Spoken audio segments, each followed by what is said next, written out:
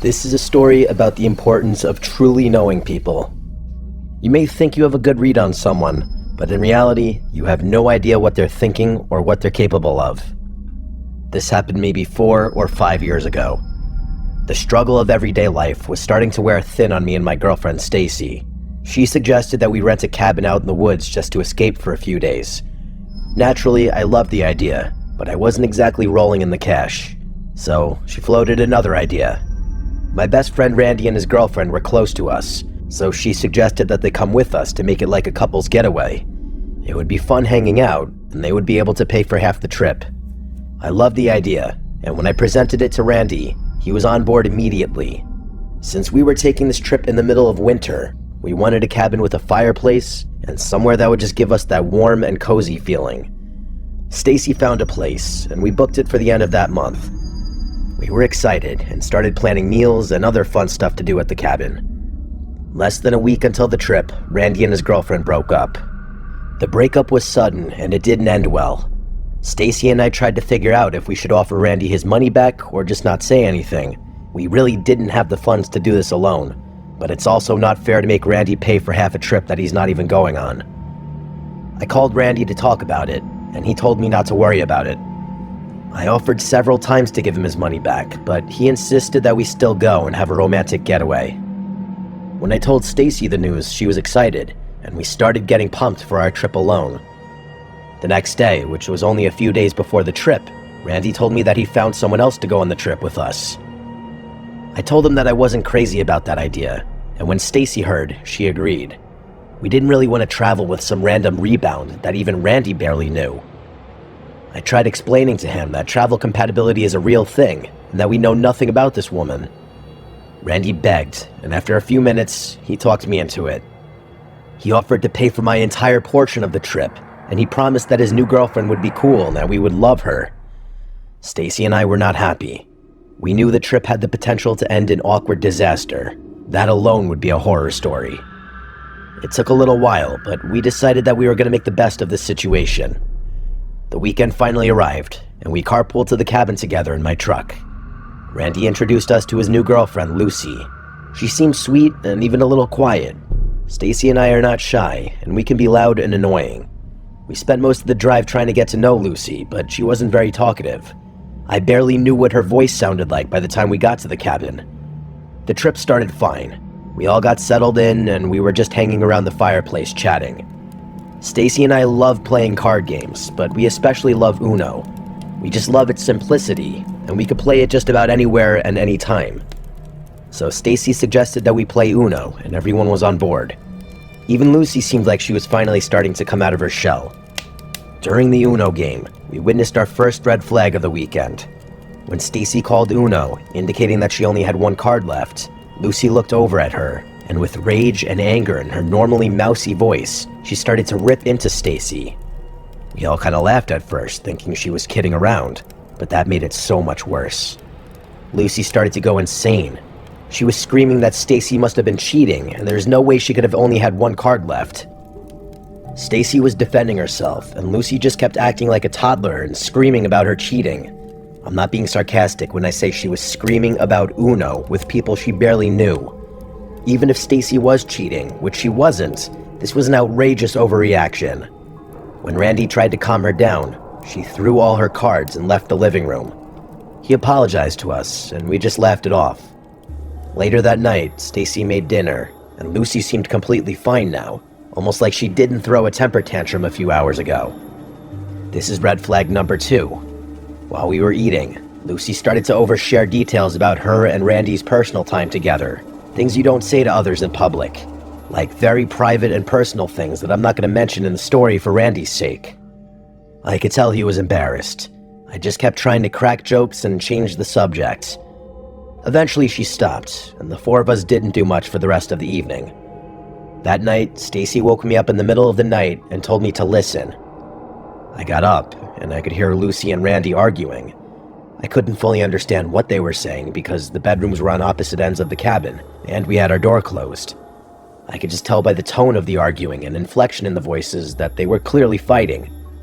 The awkwardness of this was crazy, and we didn't want to make Randy feel any worse, so we pretended that we didn't hear it, and we decided not to mention it the next day. The next morning and day were uneventful. Randy seemed distant, and we barely saw or heard from Lucy. It wasn't until that night that things got weird. At some point in the middle of the night, I woke up to Randy standing over me. It scared the hell out of me. I asked him what he was doing, and he looked terrified. He asked if he could stay in our room tonight and if we could keep the door locked. I was confused and asked him if he could explain why. Apparently, he woke up during the night and Lucy was standing at the bottom of the bed, just staring at him. When he asked what she was doing, she just shrugged and said that she was watching him sleep, just in case, whatever that means. He said they stared at each other for a moment, and then she just turned and walked out of the room. Several minutes later, she still didn't return to the room. He decided to get up and go check on her and make sure she was okay, and that's when he noticed something on her side of the bed. He moved the blanket a little bit, and right there on the bed was a large knife. That's when he decided to sneak over to our room. He quietly walked through the dark cabin, trying not to make a noise. When he got to the living room, he heard Lucy humming to herself and wandering around like she was almost dancing. He said it kind of looked like she was sleepwalking, but worse. When she was almost at our bedroom door, the floor creaked subtly and she stopped humming. She turned to his general direction, and in an ominous voice, she said, "I see you." Randy said that it didn't even look like she was looking at him, just in his direction. After that, she turned around and continued to hum and skip around the dark cabin. That's when he entered our room and locked the door. I was trying to process all of this, and at the same time, Stacy woke up. We were in the middle of nowhere, so we didn't really know what to do. Lucy could have very well just been in some sort of elaborate sleepwalking state, but I don't know if that explains the knife. While we were contemplating, we could still hear Lucy pacing around the cabin. A few minutes later, we heard the front door to the cabin slam shut. We opened the bedroom door, and Lucy wasn't there. Randy looked out of the window and saw Lucy heading into the freezing cold forest with a t-shirt and a pair of shorts on. Randy ran to his bedroom and screamed because the knife was gone. Stacy said we had to go out and get her and couldn't just let her wander in the woods in the middle of the night, especially if she was sleepwalking. Randy was terrified and wanted nothing to do with his new girlfriend. Stacy went back to our room and started putting on warm clothes and a jacket. Randy was pleading with her to just call a park ranger or something. I've known Randy my entire life, and I've never seen him this scared. During our brief discussion in the bedroom, we heard the cabin door open and close again. We all got quiet and listened intently. We heard Lucy stomping down the hall toward her and Randy's bedroom, and she was still humming. We stayed in our bedroom that night and didn't sleep at all. At 6 a.m, we heard Lucy in the kitchen washing dishes. We all went out there, and she greeted us like nothing was wrong. Stacy and I chalked this all up to Lucy just being a bit off, and Randy going through some of his own issues since he had just broken up with his long-term girlfriend before this trip. Everything we experienced the night before was weird for sure, but it could be explained by sleepwalking or something like that. Randy was convinced that something darker was at play here, but Stacy dismissed it right away. She went to help Lucy clean, and I tried to console Randy the best I could before he went back to his bedroom. Not 2 minutes later, he texted me and told me to go to his bedroom right now and not to tell anyone. I went over there, and he showed me something horrifying. While he was packing up his stuff, he moved Lucy's bag. When he set her bag down, a large knife fell out of the side, the same knife that Randy saw the night before. I could see and feel how scared Randy was. He put the knife back in her bag and waited in the living room for everyone else to be ready to leave. The drive home was full of tension. Just knowing that Lucy had that knife in her bag freaked me out. Thankfully, we made it home safe and physically unharmed. Randy ghosted Lucy after that, and she must not have cared because she never tried to get a hold of him either. Occasionally, Stacy will still try to find Lucy on social media, but she's never had any luck. She's even looked at inmate lockup records and still no Lucy. It's like there's no record of Lucy existing, making us feel like she was clearly using a fake name. But if that's the case, what did she want? I wonder if she intended to hurt Randy. Truly, I have no idea what to think about that weekend. The fact that she had the knife and there's no record of this woman just makes me think whoever she was, she had dark intentions. I guess it's good that, for whatever reason, she didn't act on them.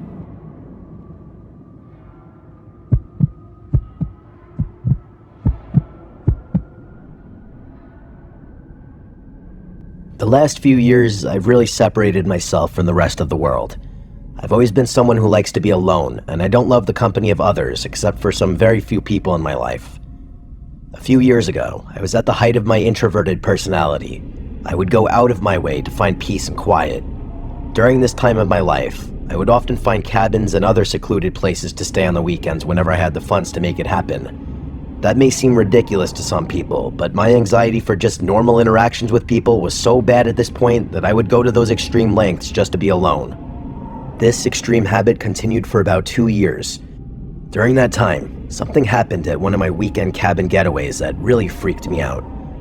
The weekend started like any other one. I found a secluded cabin about 2 hours from home and made the trek out there. I usually would use that weekend time to hike, spend time outdoors, and mostly just catch up on reading. I love to read, and being out in the wilderness where it's quiet always helps me to relax and concentrate. I arrived Friday evening at the cabin, made a small dinner, read a few chapters of my book, and went to bed early.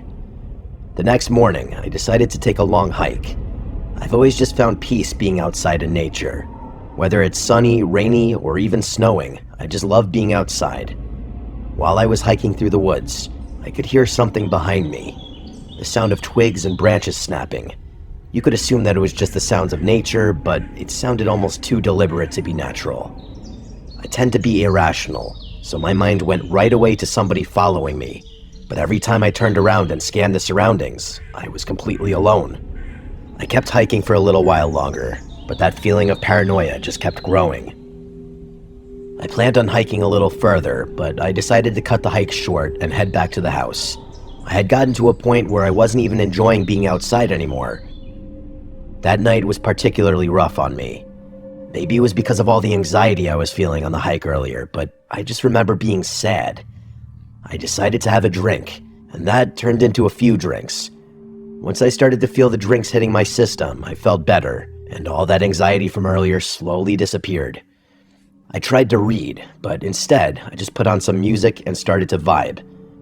Around 11 that night, I thought I heard a knock at the door.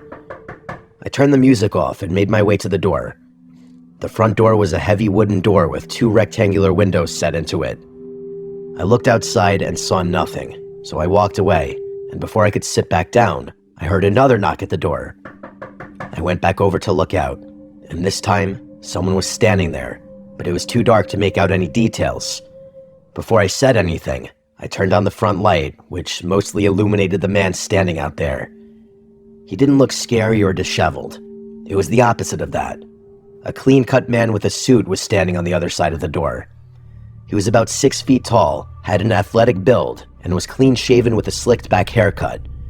This man was clearly out of place. He looked like he was ready for a business meeting, not a nighttime walk in the woods. I couldn't figure out why a man in a suit would randomly show up to a secluded cabin at 11 p.m.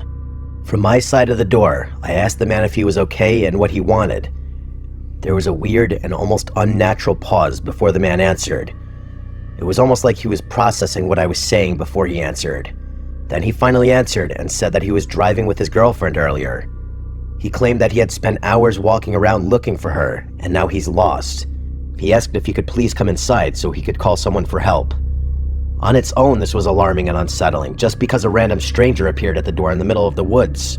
But one of the most unsettling parts of this was his lack of any emotion in his voice. This did not sound like a man who was lost and missing his girlfriend. He sounded completely void of emotion. I told him to back away from the door and wait at the end of the driveway, and that I would call someone for help. He paused again and looked around slowly. With that same lack of energy, he said that he really needed to come inside. Something was outside, and if he didn't get inside for help, he was going to be in trouble. The tension I felt at this moment is almost indescribable. I told him I was calling the police and that he could either wait outside or leave, but I was not letting him inside the cabin. As I walked away from the door to grab my phone, I heard him say that he wanted to hide inside the cabin. He was in trouble and he needed to hide inside. I grabbed my phone, and that's when he started to aggressively pound on the door. I ran back to the door, and I started to scream some vulgar things at the man outside. In the middle of my rant, I stopped yelling because I heard the man laughing. This was by far the most emotion the man had shown. I looked out the window, and the man had his face practically pressed up against it. His face was just inches away from mine. I nearly fell over from the shock of seeing him so close to me. In a calm voice, he said, "Come on, Victor, just open the door already." Somehow, this stranger in his suit knew my name. I was frozen for a few seconds, and then without thinking, I dialed 911 and I told them that I was staying at a cabin and a strange man was trying to break in. As soon as I hung up the phone, I looked out the window and nobody was there. For almost 15 minutes I waited for the police, and I never once stopped looking out the window. During that time, I didn't see any movement outside. It was one single patrol car, and when he got there, I opened the door and let him in quickly. I told the cop everything, and he seemed concerned and confused. He told me that none of the other surrounding residents reported anything weird, and this was the first time he had ever gotten a call like this. The cop was nice and could tell that I was a nervous wreck. He suggested that I drive into town and stay at one of the hotels if I was still scared. I told him that I had been drinking and that I didn't feel comfortable driving my car, but I didn't want to stay there alone. He was nice enough to offer to drive me into town. As we were walking to the patrol car, I heard the officer make a weird sound, almost like he was shocked. I asked what was wrong, and he pointed to the tires of my car in the driveway. My tires were deflated, and it looked like they had been slashed. I started to unravel a bit, and the cop did a good job of keeping me as grounded as I could be. He drove me to a nearby hotel and stayed with me in the lobby until I could get in touch with my dad. I stayed in that hotel that night, and my dad came to pick me up in the morning and help me sort out the details of getting my car towed. The owner of the cabin reached out to me a million times to apologize, but I just didn't care. I wanted this experience to be over. I didn't even ask for a refund. Some people have floated the idea to me that somehow the owner of the cabin was involved in this nightmare, or that the owner himself was the man in the suit, but I don't think so. The man had a picture of himself on his profile, and the man in the suit looked nothing like this guy. I never got any answers, and I'm sure I never will. I still get chills to this day when I think about that night. Even seeing those stupid prism windows freaks me out. I hate knowing that somewhere out there, this man is potentially still terrorizing people.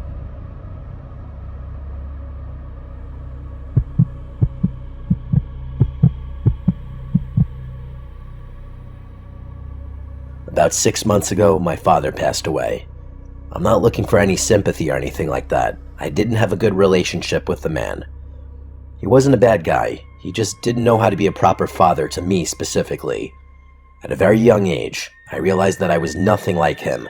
I knew I wasn't going to become the person he wanted me to be, and I know that bothered him, even if it was just subconscious. Fast forward to 6 months ago when my father passed, and I was surprised to see that he left me his cabin in his will. I've had friends tell me that this was my father playing one last joke on me, but I don't think that's the case. I think he knew I would sell it, and I think that's what he wanted me to do. After some of the boring paperwork details, I was told that, to sell it, I needed to go and clean it up and maybe fix some of the things that needed work. I used that as an excuse to stay at the cabin one last time. This was my way of saying goodbye to my father. When I arrived at the cabin, the first thing I noticed was the horrific smell. It smelled like death in there, and no, he didn't pass away in the cabin. He actually hadn't been to the cabin in almost a year before he died. I looked around for any dead animals, but I think the place just stunk from years of not being cleaned properly. The next thing I noticed after the smell was that the cabin looked exactly how I remembered it looking when I was 10. He still had the same setup, the same gross couches, the same bookshelves. Literally everything was the same. I spent a few hours downstairs deep cleaning every inch of that place. Luckily, my father fixed the roof a few years ago, so that was the one thing I didn't need to worry about. While I was going over my checklist of things I wanted and needed to do, I kept hearing noises coming from above me, like the sound of rustling and movement. That's when I remembered that he had an attic in this cabin. Attic might be a stretch, it's really like a mix of an attic and a crawl space, almost like it doesn't know exactly what it wants to be. There's a back hallway in the cabin, and located on the ceiling in the back hall is a pull-down cord. When you pull the cord, the door opens, and one of the retractable ladders comes down. I slowly started going up the ladder, and I was prepared to be attacked by a legion of raccoons or squirrels. Instead, I was attacked by an even more foul smell than before. I started to cough from the horrible smell in the attic. After my coughing spell, I looked around and was disgusted. There were boxes everywhere, but the worst part was that there was trash all over the place. Wrappers from food, empty beer cans, and just garbage everywhere.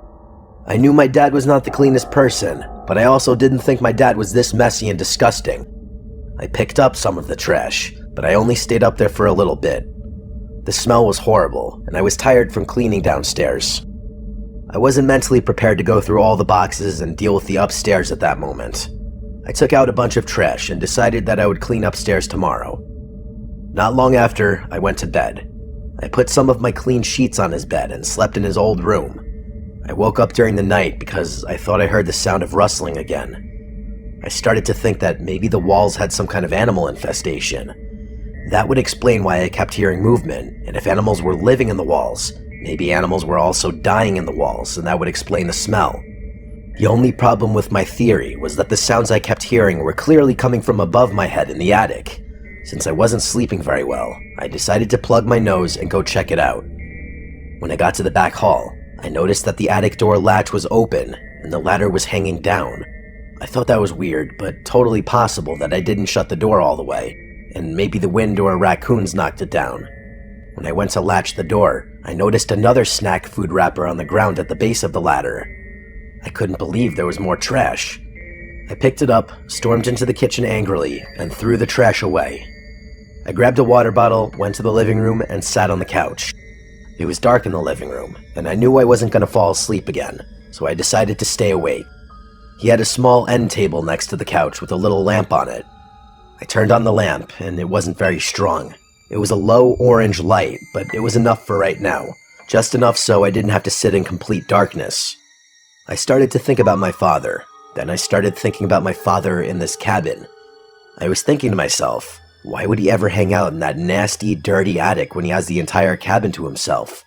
Even though the cabin was disgusting, it was a lot nicer than a dirty attic. While I was sitting there, I looked over to the corner of the room, and I saw something weird. It looked like a blanket covering something next to the recliner. That alone wouldn't be weird. What was weird is that I cleaned that entire downstairs earlier, and I don't remember a blanket covering anything. I slowly got up and started to approach the blanket. I froze in my tracks. I was a couple feet away from the blanket, and I noticed something that looked like the bottom of a boot protruding from the blanket.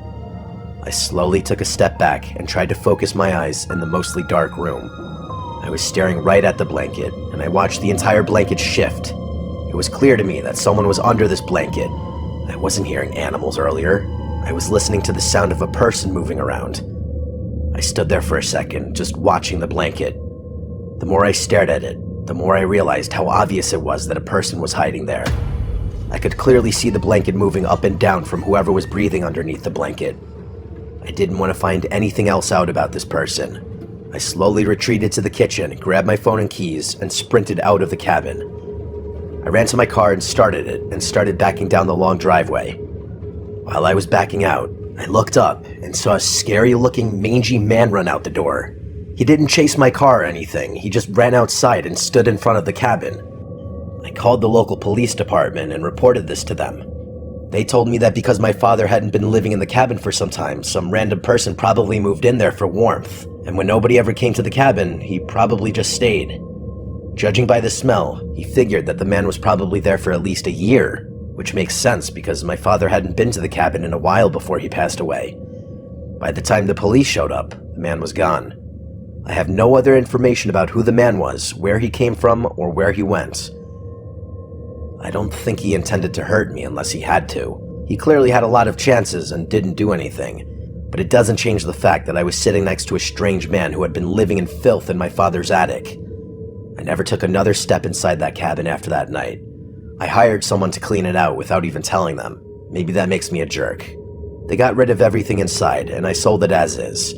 I hope whoever owns the cabin now is as happy as my father was in that place, and that they never have to deal with a surprise visitor.